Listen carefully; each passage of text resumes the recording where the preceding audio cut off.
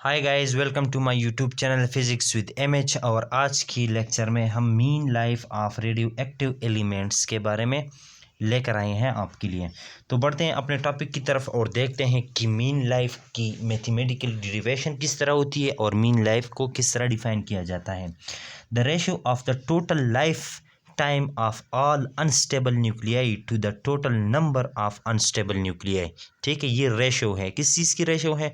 Total lifetime of all unstable nuclei. देखिए, radio active जो nuclei होती है ना, वो अनस्टेबल होती है, तो उनका total lifetime of all unstable, तमाम अनस्टेबल न्यूक्लियाई, उनके टोटल लाइफ टाइम को लिया, डिवाइड किया total number of unstable nuclei के ऊपर, हमें जो टाइम मिलेगा वो क्या मिलेगा? मीन लाइफ मिलेगा। ठीक है, इसकी देखें डिफिनीशन लिखी गई है। Total lifetime, it is the ratio of the total lifetime of all the unstable nuclei to the total number of the unstable nuclei. देखें, let take N of unstable nuclei, D N of N represent small number of unstable nuclei, and if t represent the total lifetime of dn, then the total lifetime for dn nuclei can be written as t cross dn. Now for the total lifetime for all nuclei is। देखें देखें देखें पिछले lectures में हमने ये बात सीखी थी कि जब यूनिवर्स में एक रेडियो एक्टिव एलिमेंट बना, ठीक है, और उसका अभी एक न्यूक्लियाई भी डिसइंटीग्रेट नहीं हुआ, तो उनकी तादाद कितनी थी? एन नॉट थी। कितनी थी? एन नॉट थी। ठीक है, और अब जब कितना टाइम गुजरा? टी टाइम गुजरा, मसलन आज उसको हम देख रहे हैं, तो यूनिवर्स बनने के बाद इतना टाइम गुजरा, तो अब उस न्यूक्लियाई की तादाद कितनी होगी? उसको हम इस फार्मूले से लिख सकते हैं, n is equal to N naught E raise to the power minus lambda T. यानी कि इतने टाइम गुजरने के बाद उसकी तादाद क्या होगी, जबकि पहले इसकी तादाद इतनी थी, अगर लेमडा हमें पता हो। ठीक है, अब देखें, आज जो हम देख रहे हैं, यानी मसलन आज हम ये फार्मूला डिराइव कर रहे हैं, तो आज हमारे पास उसकी तादाद क्या है? एन है। क्या है? एन है। ठीक है, इतने टाइम टी गुजरने के बाद। ठीक है, और इस एन का छोटा सा हिस्सा हमने लिया है डी एन। क्या लिया है? डी एन लिया है। अब ये जो डी एन न्यूक्लियाई है, इसकी जो लाइफ टाइम है वो क्या है? वो टी है। वो क्या है? वो टी है। ठीक है, तो इन न्यूक्लियाई की, ये जो डी एन न्यूक्लियाई है, इनकी जो लाइफ टाइम हम लिखेंगे टी, और उसको हम इस तरह रिप्रेजेंट कर सकते हैं डी एन टी। ठीक है, और अब हम तमाम न्यूक्लियाई के लिए बात की जा रही है मीन लाइफ में, तो उसके लिए हम क्या करेंगे?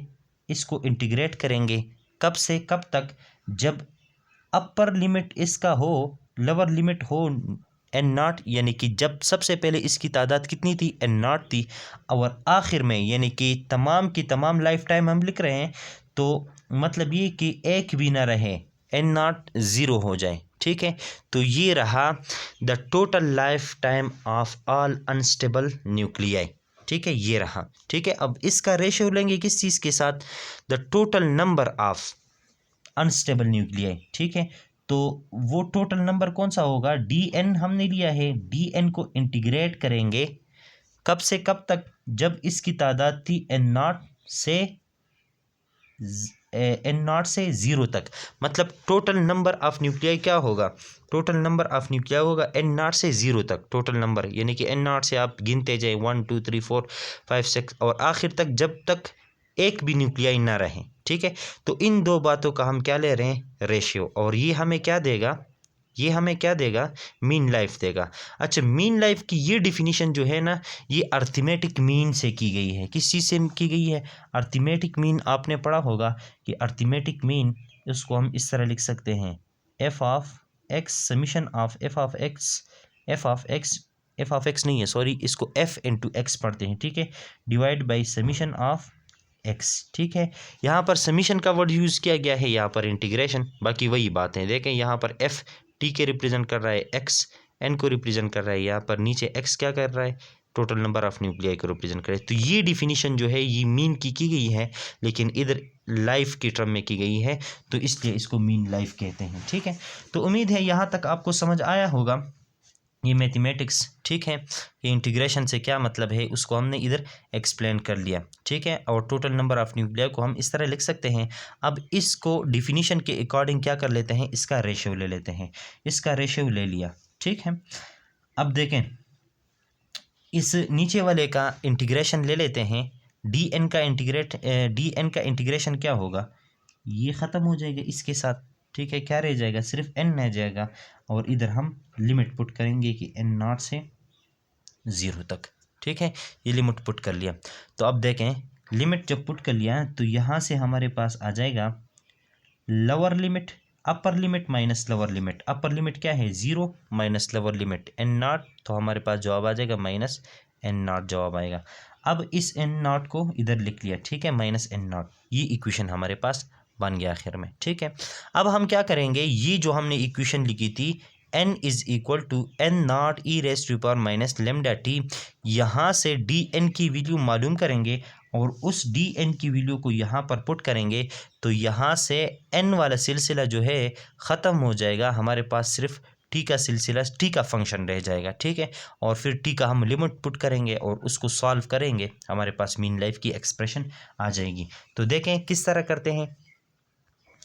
देखें, ये इक्वेशन हमारे पास फाइनल बन गई थी ना कि एन नॉट से 0 तक limit integration of T into D N divide by minus N naught, ठीक है। ये इक्वेशन हम जानते हैं, ठीक है, यहाँ से।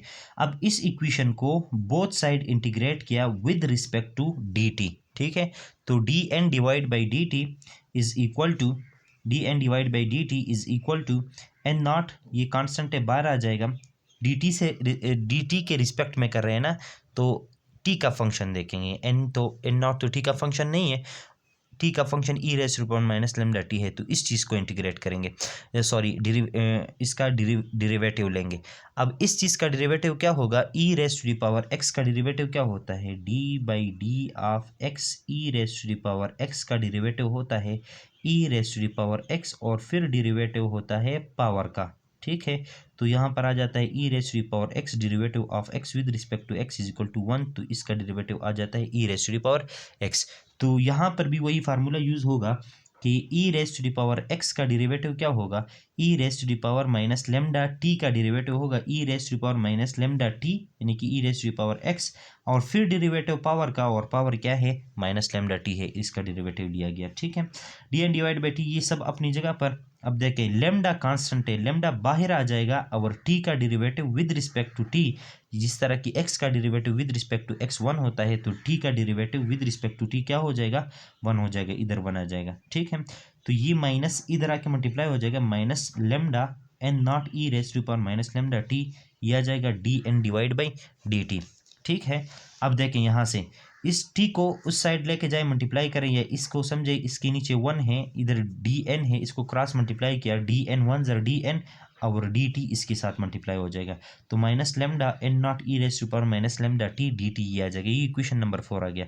अब इस इक्वेशन नंबर 4 को उठाकर इक्वेशन नंबर 3 में क्या कर लेंगे, पुट कर लेंगे। डी एन की वैल्यू हमारे पास आ गई, इस डी एन की वैल्यू यहाँ पर पुट कर लेंगे। तो पुट कर लिया, तो equation number 3 implies that mean life is equal to integration from N naught, ये चीज़ इम्प्लाइज करता है।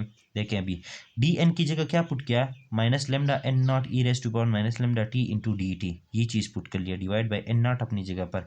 ये एन नॉट इस एन नॉट के साथ क्या हो जाएगा, ख़त्म हो जाएगा। क्या चीज़ रह जाएगा, माइनस लेमडा, माइनस माइनस के साथ ख़त्म हो जाएगा, ठीक है।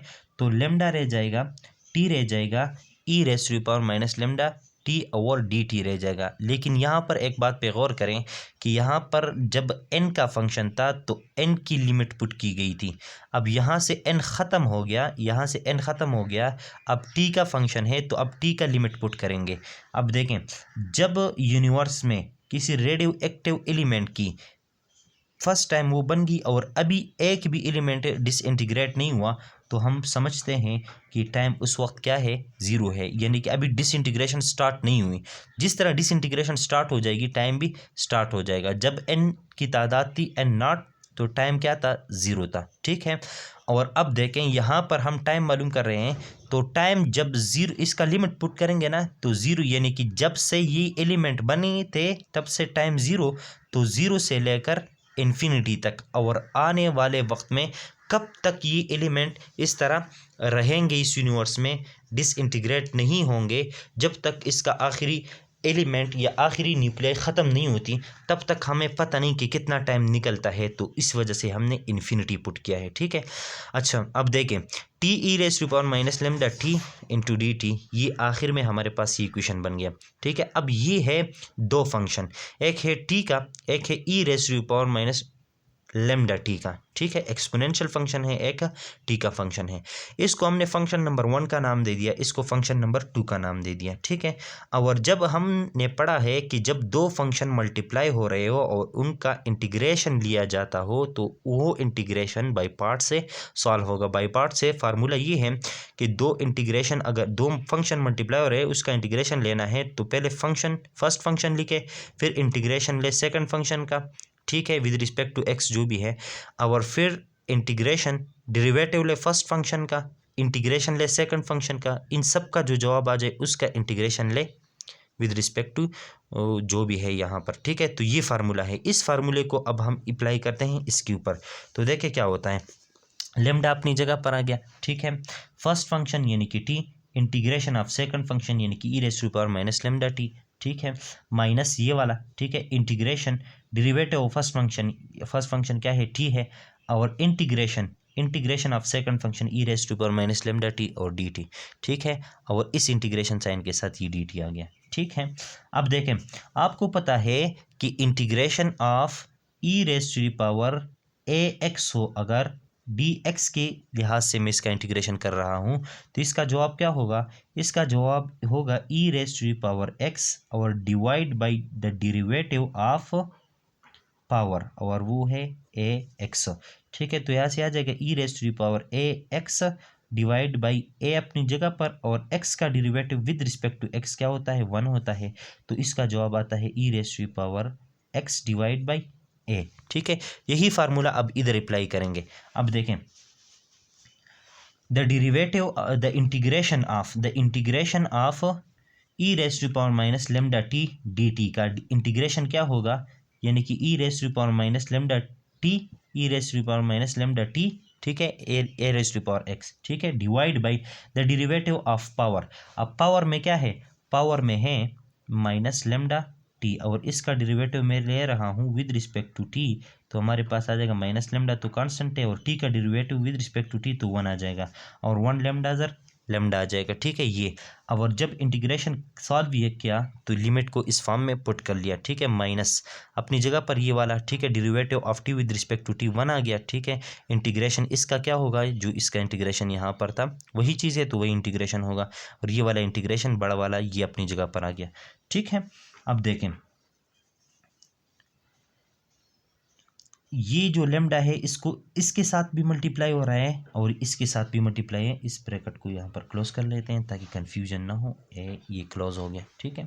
लेमडा को अंदर मल्टीप्लाई किया, इसके साथ मल्टीप्लाई किया, और ये वाला लेमडा जो है इसके नीचे आ गया, ये आ गया, ठीक है, लिमिट अपनी जगह पर आ गया, माइनस इस लेमडा को अंदर मल्टीप्लाई किया, माइनस अपनी जगह पर लेमडा ये आ गया, इंटीग्रेशन ये सारा कुछ अपनी जगह पर, सिर्फ लेमडा को अंदर मल्टीप्लाई किया, ये लेमडा लेमडा के साथ खत्म हो गया, minus T E raise to power minus lambda T, और ये लिमिट आ गया, ये लेमडा इधर आ गया, और इसका derivative minus e raise to power minus lambda t का डेरिवेटिव क्या होता है, e raise to power minus lambda T, और डिवाइड बाई पावर का डेरिवेटिव, और पावर क्या है हमारे पास, लेमडा टी है। तो ये लेमडा पहला वाला अपनी जगह पर आ गया, और दूसरी ये जो इंटीग्रेशन सॉल्व किया, यहाँ पर हमारे पास आ जाएगा डेरिवेटिव ऑफ पावर, और पावर में टी है, लेमडा कांस्टेंट बाहर आ जाएगा, और टी का derivative with respect to T. अगर आपको समझ नहीं आ रही तो देखें इधर, इंटीग्रेशन 0 से इन्फिनिटी तक E raise to power minus lambda T divide by minus lambda, ठीक है, माइनस लेमडा और डी टी। ये इंटीग्रेशन में सॉल्व कर रहा हूँ तो आप देखें ये आ जाएगा ई raise to power minus lambda T divide by ये वाला लेमडा अपनी जगह पर, ये वाला, और डिवाइड में क्या लिखेंगे, the derivative of power of e. तो पावर क्या है, लेमडा टी, और डेरिवेटिव ऑफ टी क्या होगा, 1 होगा। तो ये हमारे पास आ जाएगा ई raise to power minus lambda T divide by minus lambda और लेमडा, तो ये प्लस लेमडा हो जाएगा और स्क्वायर हो जाएगा, ठीक है, ये आ जाएगा। तो अब देखें ये तो अपनी जगह पर आ गया, ठीक है। ये लेमडा लेमडा के साथ ख़त्म हो गया, इधर लिमिट पुट कर लिया, ठीक है। और लेमडा जो है यहाँ से लेमडा स्क्वायर आ गया, ये चीज़ आ गया, और यहाँ पर ये लिमिट पुट कर लिया। अब यहाँ से लिमिट आगे लिमिट पुट कर लेंगे, उसको सॉल्व कर लेंगे, हमारे पास टी की फाइनल इक्वेशन आ जाएगी। अच्छा, तो इधर पीछे इस तरह लिखा था ना, minus T E raise to power minus lambda T, और आगे इसका और हिस्सा। अब इसको मैं इस तरह लिख सकता हूँ, minus t multiply by 1 divide by e raise to power, इधर माइनस टी में है तो जब डिवाइड में आ जाएगा तो प्लस टी हो जाएगा, तो उसको इस तरह लिखा है, साथ में उसका अपना लिमिट आया है, ठीक है। और उधर था lambda divide by lambda square, तो एक लेमडा के साथ ख़त्म हो गया, 1 बाई लेमडा आ गया, ठीक। तो यहाँ तक हम पहुँच गए, ठीक है। 1 बाई लेमडा कैसे आया, और इसको उसी तरह लिख लिया, इसको नीचे लेकर आए और पावर क्या हो जाएगा, प्लस में हो जाएगी, ठीक है। अब लिमिट पुट करने वाले हैं, इसका लिमिट पुट किया, टी की अपर लिमिट, टी की अपर लिमिट क्या है, इन्फिनिटी, डिवाइड बाई टी की अपर लिमिट अब इन्फिनिटी, माइनस, आपको लिमिट का पता होगा कि लिमिट किस तरह पुट करते हैं, ठीक है। माइनस लवर लिमिट, टी की लोअर लिमिट क्या है, zero, e raise to the power lower limit ये आ जाएगा। ये माइनस अपनी जगह पर, 1 बाई लेमडा अपनी जगह पर, यहाँ पर टी की upper limit infinity minus T की लोअर लिमिट, ये चीज़ आ जाएगी, ठीक है। इन्फिनिटी ये हमारे पास होता है ई की पावर लेमडा इन्फिनिटी, ये इसके साथ मल्टीप्लाई हो गया, इन्फिनिटी ई की पावर इन्फिनिटी इन्फिनिटी दे रहा है, ठीक है। Zero divide by anything zero देता है, ठीक है। माइनस 1 बाई लेमडा, ये अपनी जगह पर 1 बाई इन्फिनिटी, यानी कि जिस तरह ये इन्फिनिटी हो गया ये भी इन्फिनिटी हो गया, minus 1 by e raise to power zero, तो ये हो जाएगा 1, ठीक। अब देखें, इसको मैं इस तरह लिख सकता हूँ, माइनस इन्फिनिटी अपनी जगह पर मल्टीप्लाई बाई 1 बाई इन्फिनिटी, ठीक है। माइनस जीरो तो ख़त्म हो गया, तो ये माइनस आ गया, 1 बाई लेमडा, 1 बाई लेमडा को अंदर मल्टीप्लाई किया तो ये हमारे पास क्या रहा, ये आ गया, इसके साथ मल्टीप्लाई हो गया तो इन्फिनिटी, लेमडा के साथ multiply infinity 1 by infinity, plus इसके साथ मल्टीप्लाई हो गया minus minus plus 1 by lambda आ जाएगा, ठीक है। 1 बाई इन्फिनिटी किस चीज़ के बराबर होता है, ज़ीरो, तो ये भी ज़ीरो हो गया, ये भी ज़ीरो हो गया, ठीक है। और zero multiply by infinity zero हो गया, ये भी ज़ीरो रह गया, 1 बाई लेमडा, तो टी की फाइनल इक्वेशन हमारे पास आ गई 1 बाई लेमडा। ये एक्सप्रेशन है किस चीज़ के लिए, मीन लाइफ के लिए। अब यहाँ पर आप देखें मीन लाइफ और हाफ लाइफ की रिलेशन को, हाफ लाइफ हम जानते हैं natural log of 2 divide by lambda होता है, तो इज़ इक्वल टू, इसको मैं इस तरह लिख सकता हूँ, 1 by lambda natural log of 2, 1 by lambda को हम किस तरह क्या लिख सकते हैं, for same radio active element के लिए उसको हम टी लिख सकते हैं। तो half life in terms of mean life की ये इक्वेशन आ गई, ठीक है। और mean life in terms of half life की ये इक्वेशन आ गई। उम्मीद है आपको वीडियो पसंद आई होगी, ठीक है। अपना भी ख्याल रखिएगा, अपने पेरेंट का भी और अपने इस चैनल का भी ख्याल रखिएगा। नेक्स्ट लेक्चर तक के लिए खुदा हाफिज़।